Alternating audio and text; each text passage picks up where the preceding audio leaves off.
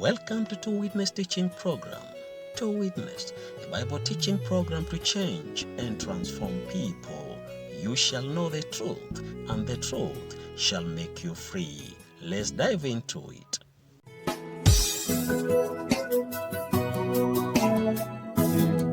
And we're going to see this here, chapter 19. Ahab told Jezebel, his wife, all that Elijah had done, and withal how he had slain all the prophets with the sword.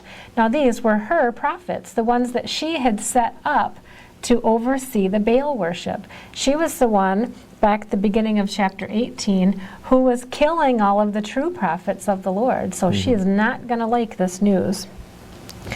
Then Jezebel sent a messenger unto Elijah, saying, So let the gods, not God, so let the gods do to me and more also, if I make not thy life as the life of one of them by tomorrow about this time. And that would mean dead. I'm going to kill you by tomorrow, she says. When he saw that, he arose and went for his life, and came to Beersheba, which belongeth to Judah, and left his servant there. But he himself went a day's journey into the wilderness, and came and sat down under a juniper tree. And he requested for himself that he might die, and said, It is enough. Now, O Lord, take away my life, for I am not better than my fathers.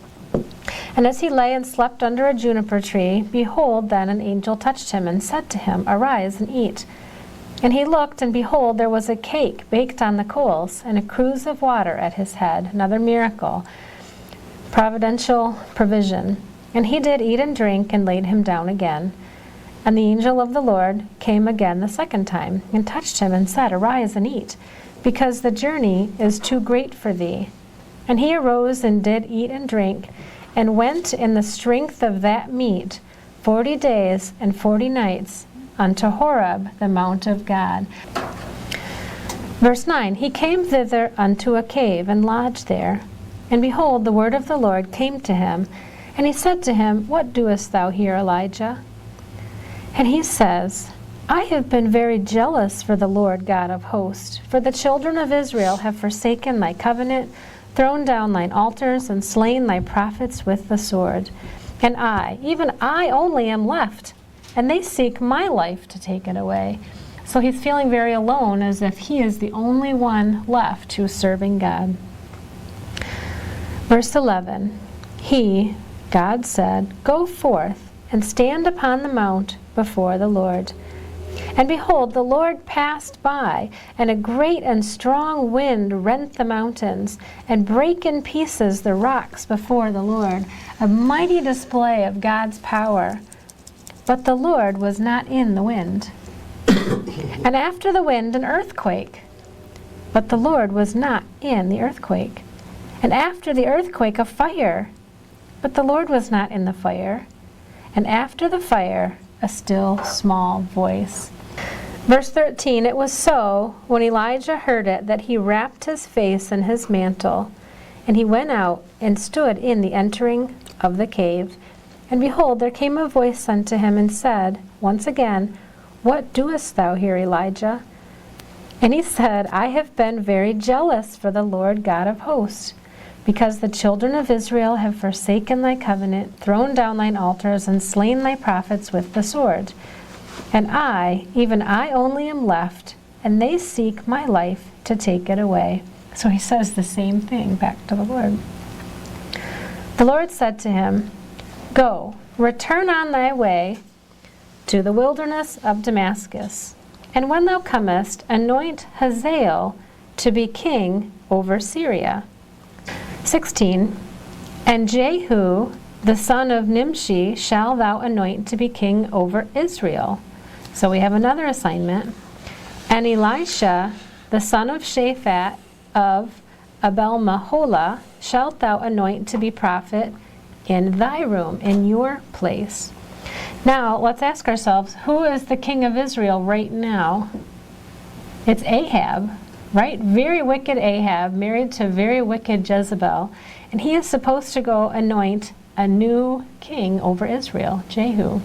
So this is setting up for Ahab's demise here. 17. It shall come to pass that him that escapes the sword of Hazael, the Syrians, shall Jehu slay, the Israelites.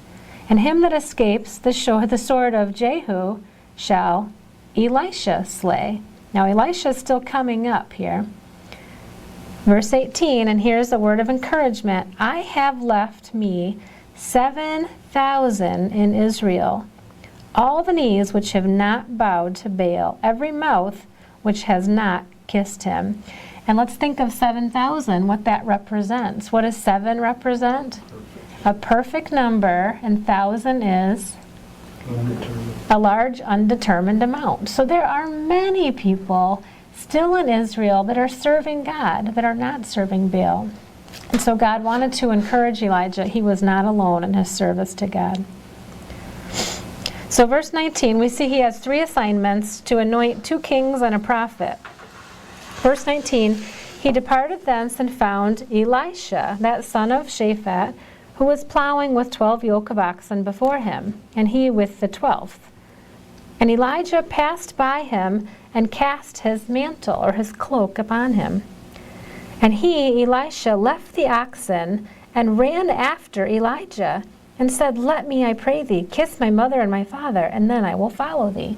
So he knew what it meant. He knew it meant that he was being called to be a follower or a servant of Elijah. And he wanted just to go back briefly. And he gets sort of a cold reply from Elijah. He said to him, Go back again. What have I done to thee? What does it matter to me? Go do what you choose to do. Well, he returned back from him. He took a yoke of oxen. He slew them. He boiled their flesh with the instruments of the oxen. He burned all the plowing tools. He gave to the people, and they did eat. So we see this is almost symbolic, where he's severing his ties to his profession of farming. He's killing his oxen, burning his tools, making a sacrifice to the Lord. Then he arose and went after Elijah and ministered unto him. So we have the calling of Elisha to follow Elijah. Chapter 20. Ben-Hadad, the king of Syria, gathered all his host together, and there were 32 kings with him, and horses and chariots. And he went up and besieged Samaria and warred against it. And he sent messengers to Ahab, king of Israel, into the city, and said unto him, Thus saith Ben-Hadad, Thy silver and thy gold is mine, thy wives also, and thy children, even the goodliest, are mine. And the king of Israel answered and said, My lord, O king, according to thy saying, I am thine and all that I have.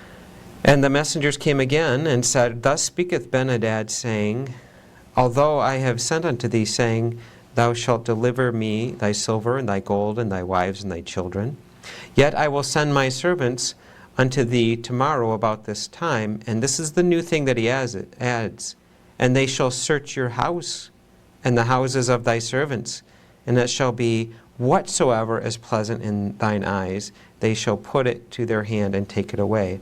So he changed it a little bit. He said, I'm not going to trust you're just going to hand over this stuff. I'm going to come through your houses and search it out and take whatever I want.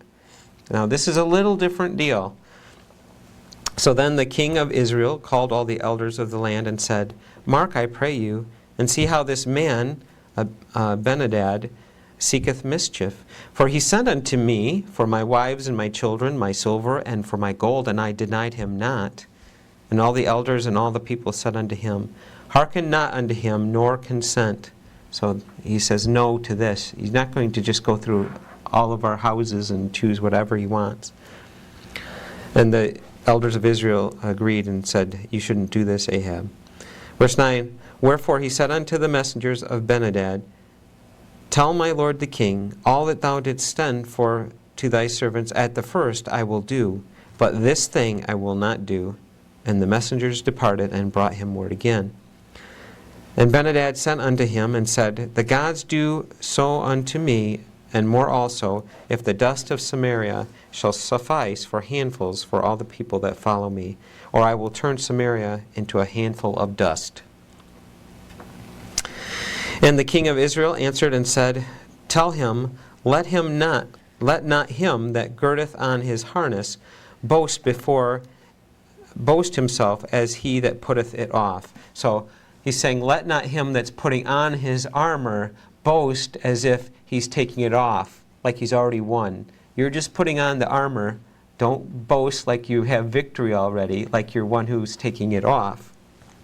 A little difficult to understand in the King James, but... Like, don't count your chickens before they're hatched. Is that right. Okay. And it came to pass, when Benhadad heard this message, as he was drinking, he and his kings in the pavilions, that he said unto his servants, Set yourselves in array.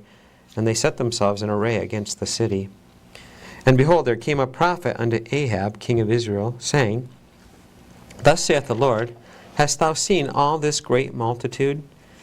Behold, I will deliver it into thy hand this day, and thou shalt know that I am the Lord. So God will make Ahab to prevail.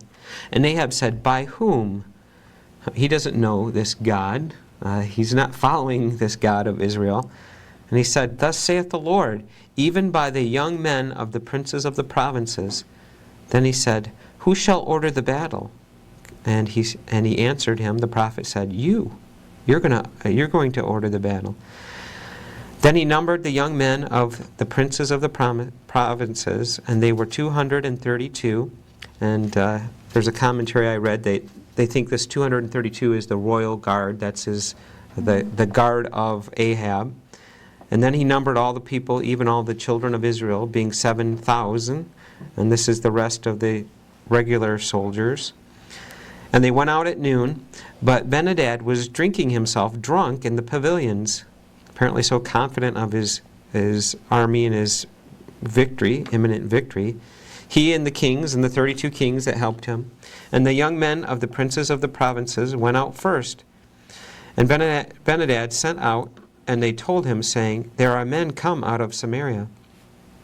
And so he's so cocky, this is what he says. And he said, Whether they be come out for peace, take them alive, or whether they be come out for war, take them alive. So these young men of the princes of the provinces came out of the city, and the army which followed them. And they slew every one his man, and the Syrians fled, and Israel pursued them. And Benhadad, the king of Syria, escaped on a horse with the horsemen. And the king of Israel went out and smote the horses and the chariots, and slew the Syrians with a great slaughter. And the prophet came to the king of Israel, this is again Ahab, and said unto him, Go, strengthen thyself, and mark, and set what thou doest. For at the return of the year the king of Syria will come up against thee again. So he's warning him, take notice of this people, and start to prepare for next year. They're coming back for battle against you. And the servants of the king of Assyria said unto him, Their gods are gods of the hills. Therefore they are stronger than we. But let us fight against them in the plain, and surely we will be stronger than they. For here's this is the Syrians' reasoning. Yes, their gods are stronger when we fight up in the hills, but if we go down in the valley, in the plain, then our gods they're strong down there, so we'll win. It's just their superstition. And do this thing, take the kings away, every man out of his place, and put captains in their rooms, and number thee an army, like the army that thou hast lost, horse for horse, chariot for chariot, and we will fight against them in the plain, and surely we will be stronger than they. And he hearkened unto their voice, and did so. And it came to pass at the return of the year that Benhadad, he's the king of Syria, he comes back to fight against Israel. And the children of Israel were numbered, and were all present, and went against them. And the children of Israel pitched before them like two little flocks of kids before the Syrians that filled the country. So Israel is greatly outnumbered by the Syrians, again, but it's not going to be a case that their gods are stronger in the plain. That's just their superstition. Verse 28, there came a man of God, and spake unto the king of Israel, and said, Thus saith the Lord, because the Syrians have said, because, this is what they're saying, the Lord is God of the hills, just the hills, and he is not a God of the valleys. Therefore, the Lord God, the true God, said, I will deliver this great multitude into your hand, and you shall know that I am the Lord. God's going to prove himself. He says, because they've said this, I'm going to show them, I'm God of the hills, I'm God of the plain, I'm God, period.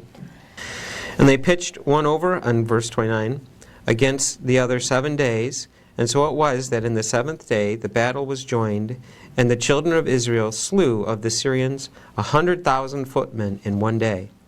But the rest fled to Apec, unto the city, and there a wall fell upon 27,000 of the men that were left. Wow. Another supernatural act of God wiping out a huge number of Syrians.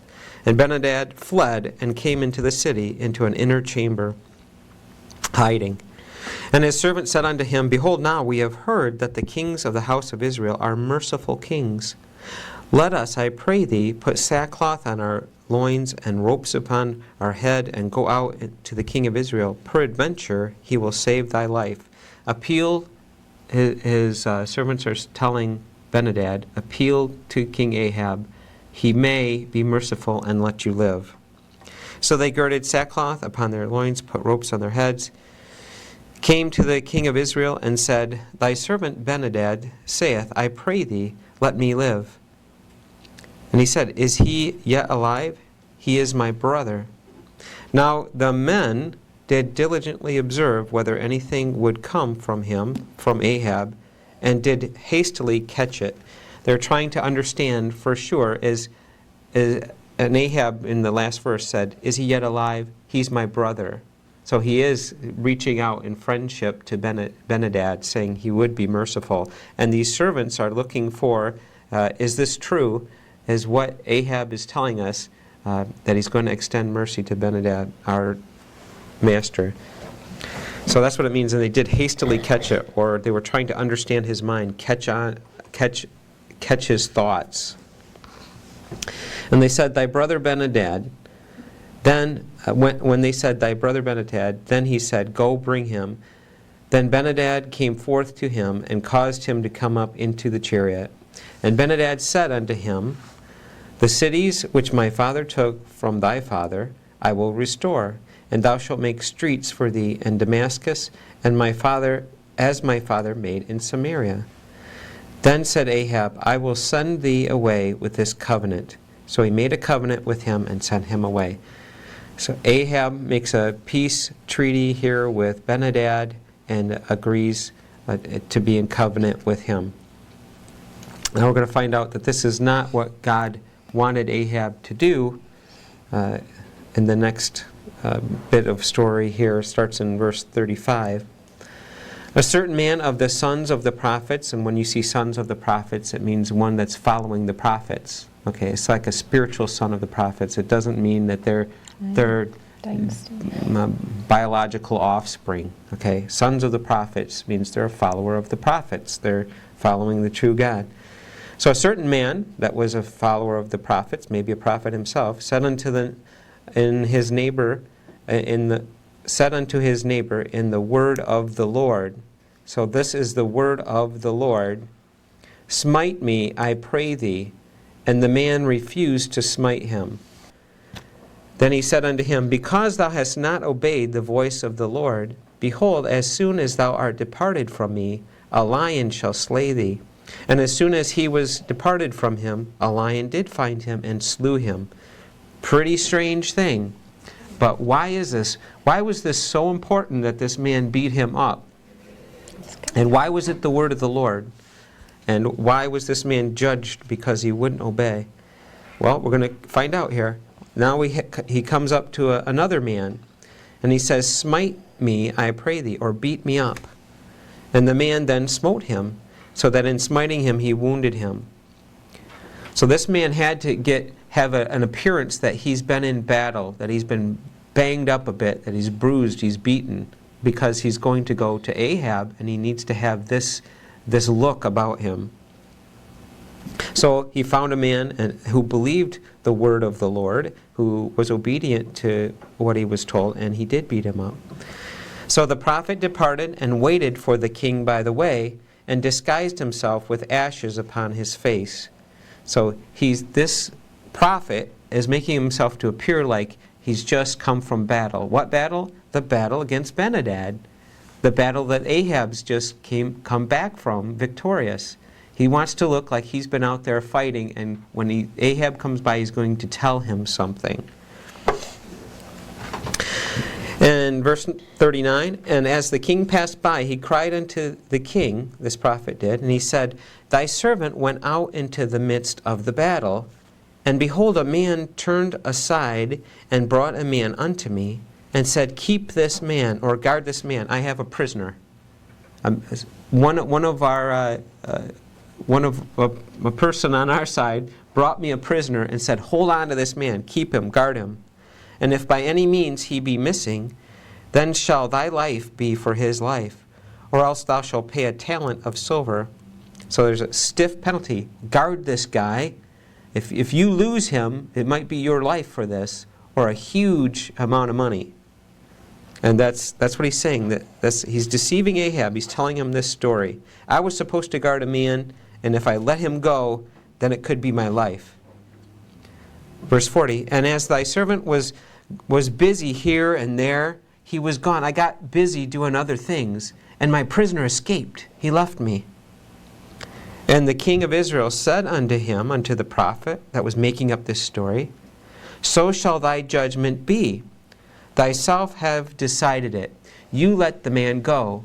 There was a man delivered unto you, and you let him go. So you determined what's going to happen to you because you let your prisoner go. Now verse 41, So he hasted and took ashes away from his face, and the king of Israel discerned him that he was of the prophets. And he said unto him, Thus saith the Lord, because thou hast let go out of thy hand a man whom I appointed to utter destruction, Ben-Hadad. Therefore thy life shall go for his life, and thy people for his people. And the king of Israel went to his house, heavy and displeased, and came to Samaria. Chapter 21. Came to pass after these things that Naboth the Jezreelite had a vineyard, which was in Jezreel, hard by the palace of Ahab, king of Samaria. So right next to the wall of the palace, Naboth has a vineyard. Ahab spoke to Naboth, saying, Give me thy vineyard, that I may have it for a garden of herbs, because it is near unto my house. And I will give thee for it a better vineyard than it.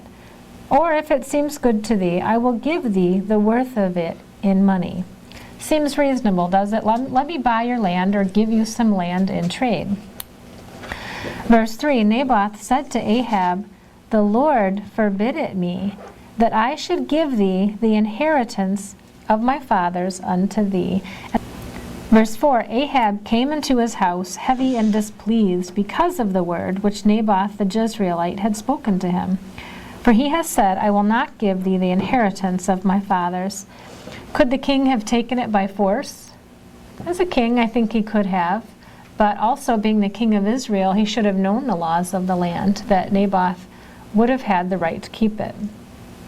He laid him down upon his bed and turned away his face and would eat no bread. He was pouting. But Jezebel his wife came to him and said to him, Why is thy spirit so sad that thou eatest no bread? And he said unto her, Because I spake unto Naboth the Jezreelite, and said unto him, Give me thy vineyard for money, or else if it please thee, I will give thee another vineyard for it. And he answered, I will not give thee my vineyard. And Jezebel his wife said unto him, Dost thou now govern the kingdom of Israel? Who's in charge here? Arise and eat bread, and let thine heart be merry. I will give thee the vineyard of Naboth the Jezreelite. So she wrote letters in Ahab's name, and sealed them with his seal, and sent the letters unto the elders, and to the nobles that were in his city dwelling with Naboth. She wrote in the letters, saying, Proclaim a fast, and set Naboth on high among the people. And set 2 men, sons of Belial, before him, to bear witness against him, saying, Thou did blaspheme God and the king. And then carry him out and stone him, that he may die. Verse 11, and the men of his city, even the elders and nobles who were the inhabitants of the city, did as Jezebel had sent unto them. And as it was written in the letters which she had sent, they thought the letters came from the king. They proclaimed a fast and set Naboth on high among the people. And there came in 2 men, children of Belial, and sat before him. And the men of Belial witnessed against him, even against Naboth, in the presence of the people, saying, Naboth did blaspheme God and the king. Then they carried him forth out of the city, and stoned him with stones, that he died. Then they sent to Jezebel, saying, Naboth is stoned and is dead. It came to pass, when Jezebel heard that Naboth was stoned and was dead, that Jezebel said to Ahab, Arise, take possession of the vineyard of Naboth the Jezreelite, which he refused to give thee for money. For Naboth is not alive, but dead.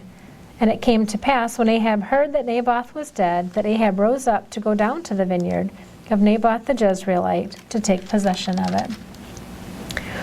17. The word of the Lord came to Elijah the Tishbite, saying, Arise, go down to meet Ahab, king of Israel, which is in Samaria.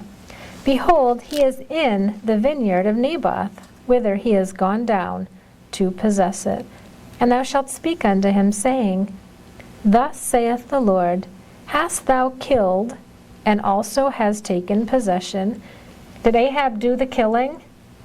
No, but he didn't prevent it. He knows his wife. He knows she's up to something. He knows that Naboth died in this way, and still he takes possession. So he's actually a party to it. And thou shalt speak unto him, saying, Thus saith the Lord, In the place where the dogs licked the blood of Naboth, shall dogs lick thy blood, even thine. Ahab said to Elijah, Hast thou found me, O mine enemy? And he answered, I have found thee, because thou hast sold thyself to work evil in the sight of the Lord.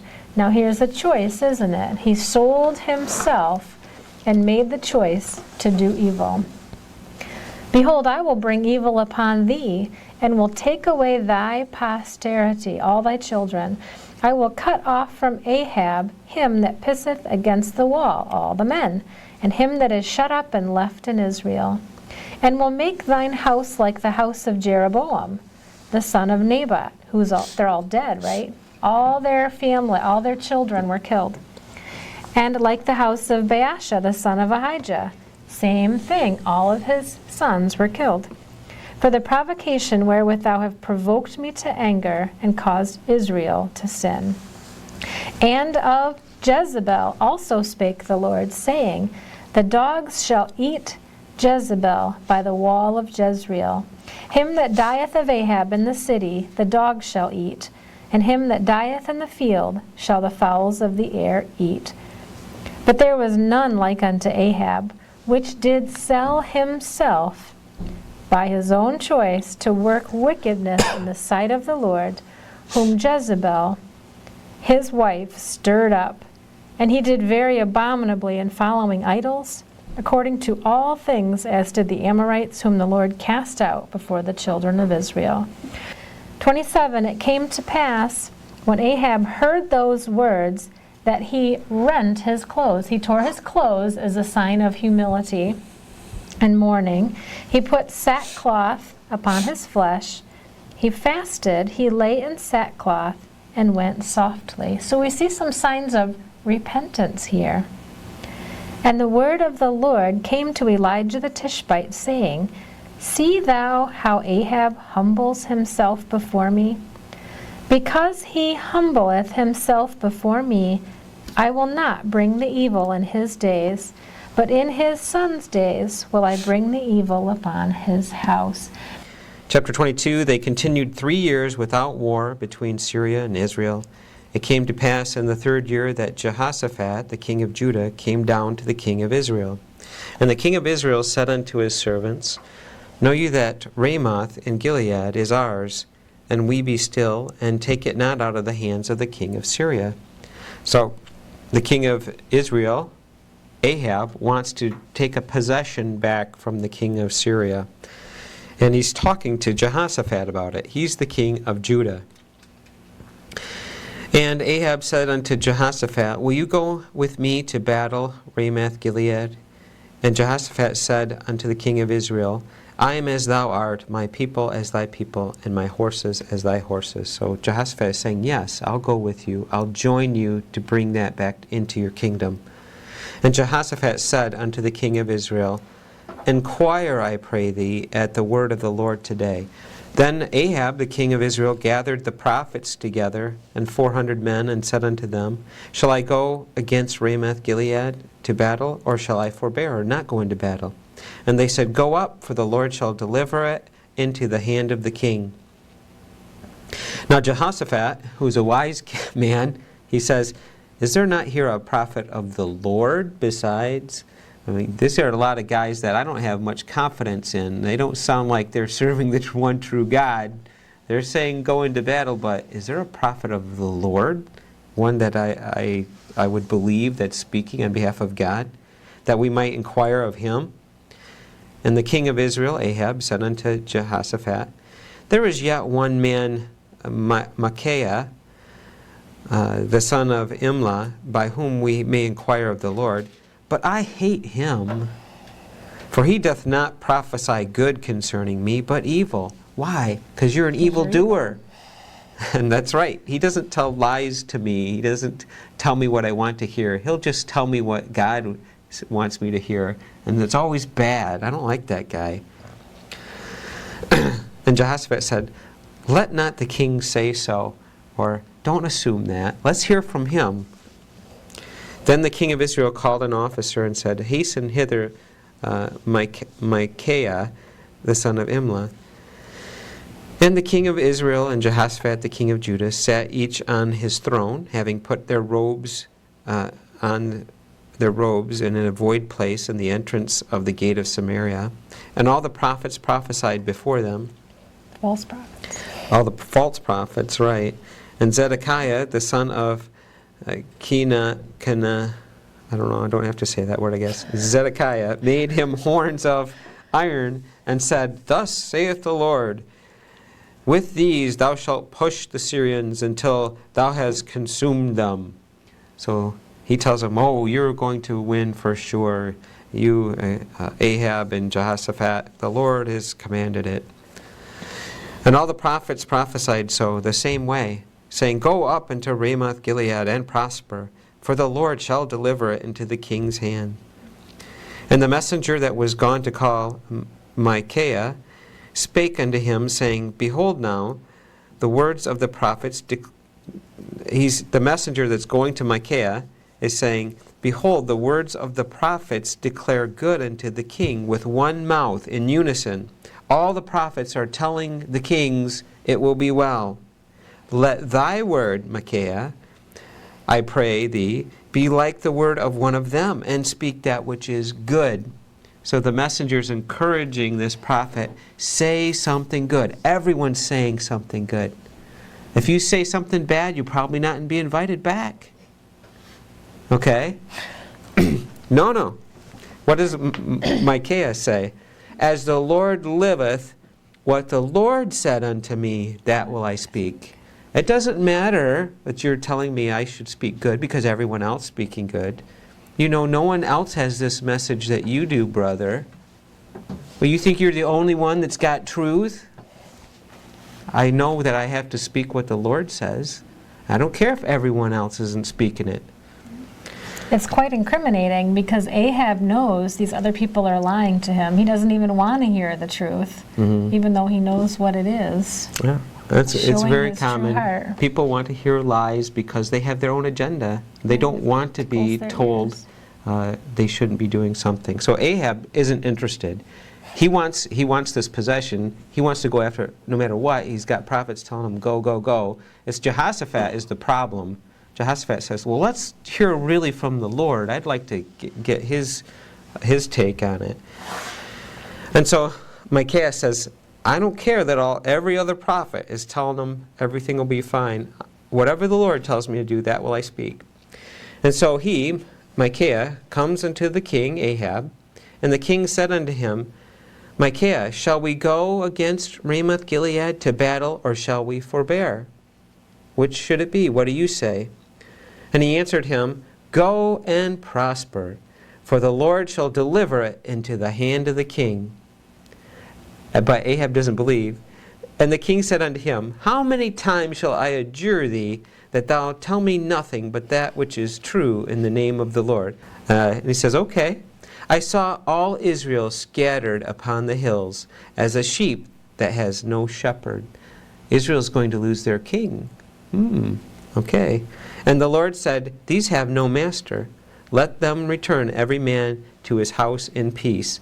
So now Micaiah tells Ahab, you're going to lose, you won't be their king after today in battle. And the king of Israel said unto Jehoshaphat, Did I not tell thee that he would prophesy no good concerning me, but evil? And he said, Hear thou therefore the word of the Lord. And Micaiah is going to tell him something about what was going on in heaven during this whole thing. This is pretty cool. This is what I also heard, Ahab, concerning the word of the Lord. I saw the Lord sitting on his throne, and all the host of heaven standing by him on his right and on his left. And the Lord said, Who shall persuade Ahab that he may go up and fall or die at Ramoth-Gilead? And one said on this manner, and another said on that manner. So these are angels speaking with God, and they're saying, this is what we could do. We could tell this prophet to say this, that one to say that. And there came forth a spirit, and stood before the Lord, and said, I will persuade him. And the Lord said unto him, Wherewith, or how will you do this? What's your plan? He said, I will go forth, and I will be a lying spirit in the mouth of all his prophets. And he said, Thou shalt persuade him, and prevail also. Go forth and do so. And so this lying spirit is Satan. God is giving Satan full permission. Go right ahead. It's time to take Ahab out. 23.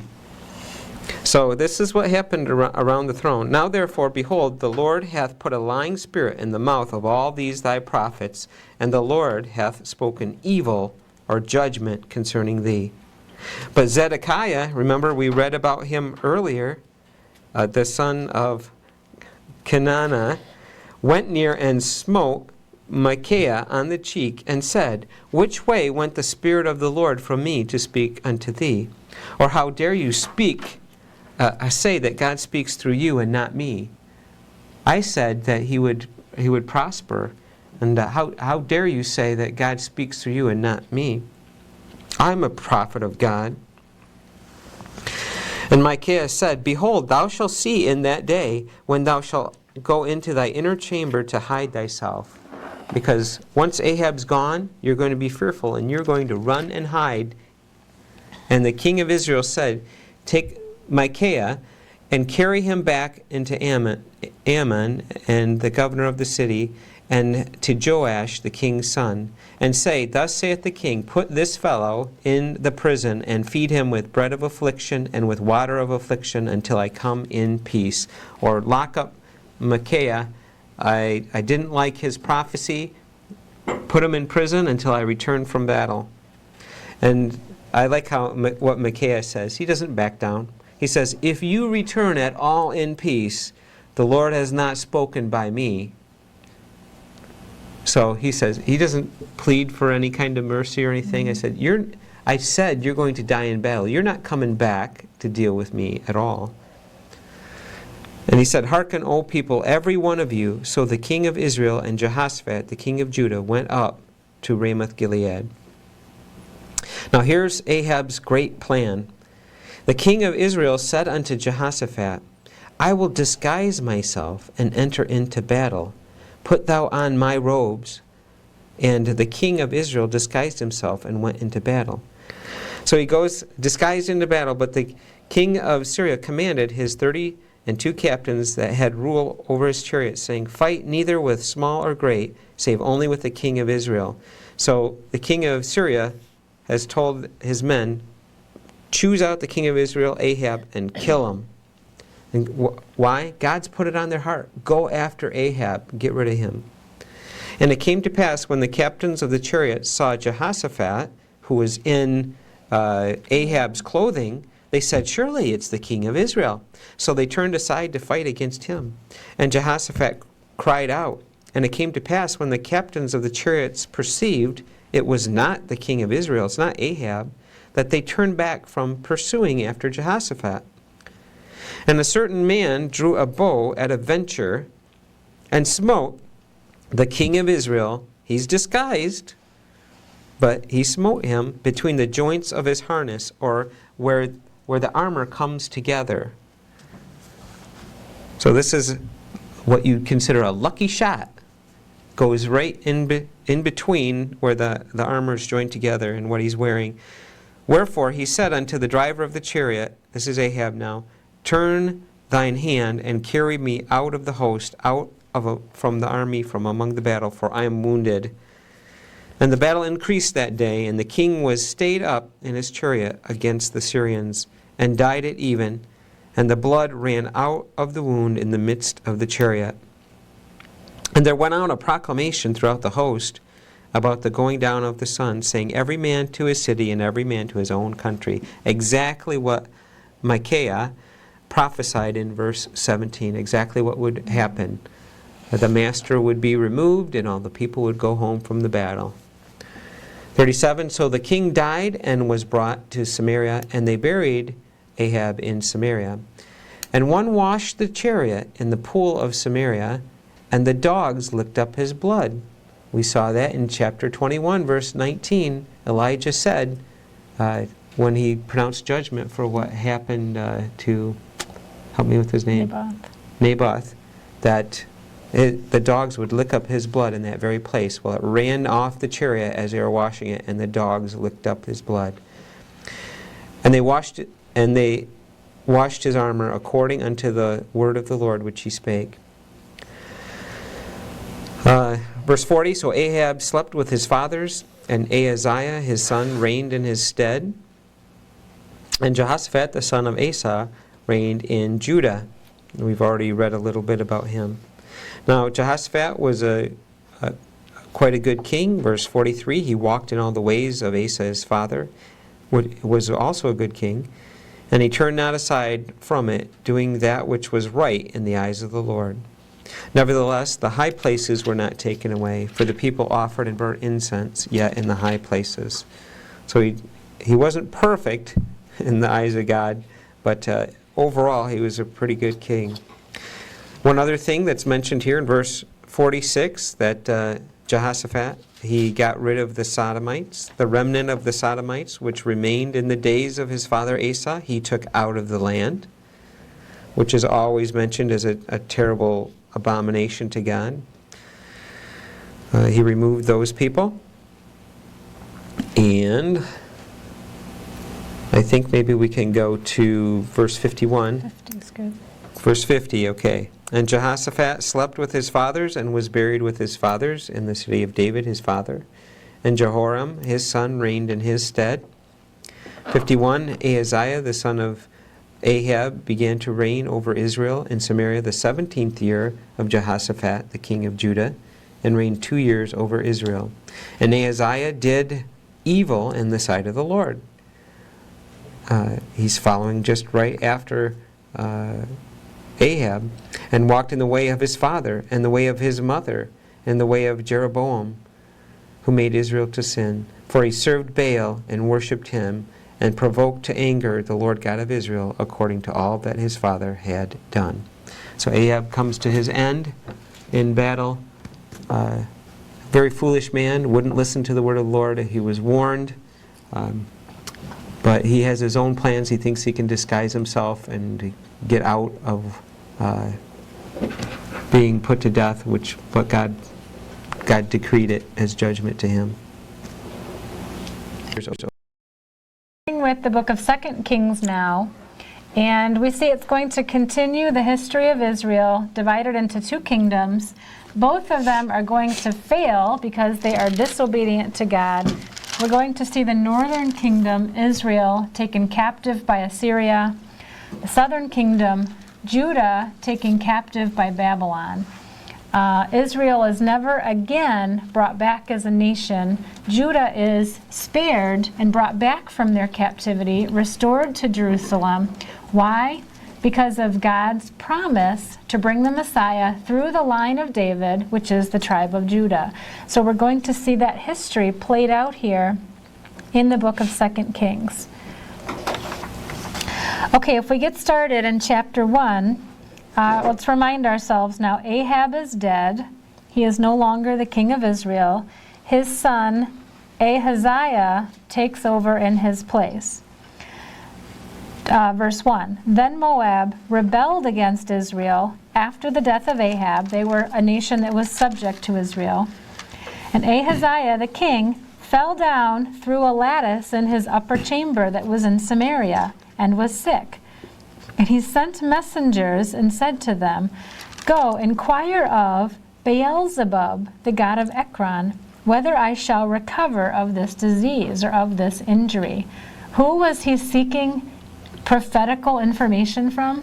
Beelzebub, not God. But the angel of the Lord said to Elijah the Tishbite, Arise, go up to meet the messengers of the king of Samaria, and say unto them, Is it not because there is not a God in Israel that you go to inquire of Beelzebub, the god of Ekron? Now therefore, thus saith the Lord, Thou shalt not come down from that bed on which thou art gone up, but shall surely die. And Elijah departed. So when the messengers turned back unto him, he said to them, Why are you now turned back? And he said to him, There came a man up to meet us, and said to us, Go, turn again unto the king that sent you, and say unto him, Thus saith the Lord, Is it not because there is not a God in Israel, that thou send to inquire of Beelzebub, the god of Ekron? Therefore thou shalt not come down from that bed on which thou art gone up, but shalt surely die. Well, he, the king, said to them, What manner of man was he which came up to meet you and told you these words? They answered him, He was a hairy man, and girt with a girdle of leather about his loins. And he said, It is Elijah the Tishbite. Well, then the king sent unto him a captain of 50 with his 50 men. And he went up to him, and behold, he sat on the top of a hill. And he spake unto him, Thou man of God, the king hath said, Come down. And Elijah answered and said to the captain of 50, If I be a man of God, then let fire come down from heaven and consume thee and thy 50. And there came down a fire from heaven and consumed him and his 50. Verse 11, Again also he sent unto him another captain of 50 with his 50 men. And he answered and said unto him, O man of God, thus hath the king said, Come down quickly. And Elijah answered and said unto them, If I be a man of God, let fire come down from heaven and consume thee and thy 50. And the fire of God came down from heaven and consumed him and his 50. Wow. And he sent again a captain of the third 50 with his 50. Now surely by now the people are getting a little nervous. The third captain of 50 went up and came and fell on his knees before Elijah and besought him and said to him, O man of God, I pray thee, let my life and the life of these 50 thy servants be precious in thy sight. Behold, there came fire down from heaven and burnt up the two captains of the former 50s with their 50s. Therefore let my life now be precious in thy sight. And the angel of the Lord said to Elijah, Go down with him, be not afraid of him. And he arose and went down with him unto the king. And he said unto him, Thus saith the Lord, Forasmuch as thou hast sent messengers to inquire of Beelzebub, the god of Ekron, is it not because there's no God in Israel to inquire of his word? Therefore thou shalt not come down off that bed on which thou art gone up, but shalt surely die. So when Elijah comes to the king, he says nothing more besides that which he had already sent by messenger. So he died according to the word of the Lord, which Elijah had spoken. And Jehoram reigned in his stead in the 2nd year of Jehoram, the son of Jehoshaphat, king of Judah, because he had no son. And the rest of the acts of Ahaziah, are they not written in the books of the Chronicles of the Kings of Israel? So a very short reign for this man. He was wicked, not serving God, and judgment came very quickly. Even in a time of need, he sought not God, but he sought the wicked gods of the land. Chapter 2, And it came to pass, when the Lord would take up Elijah into heaven by a whirlwind, that Elijah went with Elisha from Gilgal. Now that word heaven there can simply mean sky or air. And it doesn't mean that he went to the throne of God in heaven. It means he was taken up into the air. And Elijah said unto Elisha, Tarry here, I pray thee, for the Lord hath sent me to Bethel. And Elisha said unto him, As the Lord liveth, and as thy soul liveth, I will not leave thee. So they went down to Bethel together. Verse 3, The sons of the prophets that were at Bethel came to Elisha. And remember, the sons of the prophets are just the followers of the prophets. They said unto Elisha, Knowest thou that the Lord will take away thy master from thy head today? And he said, Elisha says, Yes, I know it. I know this is the day that Elijah is going to be taken away. He says, Hold your peace. And Elijah said unto him, Elisha, tarry here, I pray thee, for the Lord hath sent me to Jericho, another city. And he saith, As the Lord liveth, and as thy soul liveth, I will not leave thee. So they came to Jericho. And the sons of, or the followers of the prophets that were at Jericho, came to Elisha and said unto him, Don't you know that the Lord is going to take your master away today? And he answered, Yes, I know it. Hold your peace. And Elijah said unto him, Tarry here, I pray thee, for the Lord hath sent me to Jordan. And Elisha said, As the Lord liveth, and as thy soul liveth, I will not leave thee. And the two went on together. And the 50 men of the sons of the prophets went and stood to view afar off, watching Elisha and Elijah. And they stood, the two, by the Jordan. And Elijah took his mantle or cloak, and he wrapped it up together, and he smote the waters, the Jordan, and they divided, so that the two went across the Jordan on dry ground. And it came to pass, when they were gone over, that Elijah said unto Elisha, Ask what I shall do for thee, before I be taken away from thee. And Elisha said, I pray thee, let a double portion of thy spirit be upon me. And this is a great thing to ask. And Elijah responds and says, Thou hast asked a hard thing.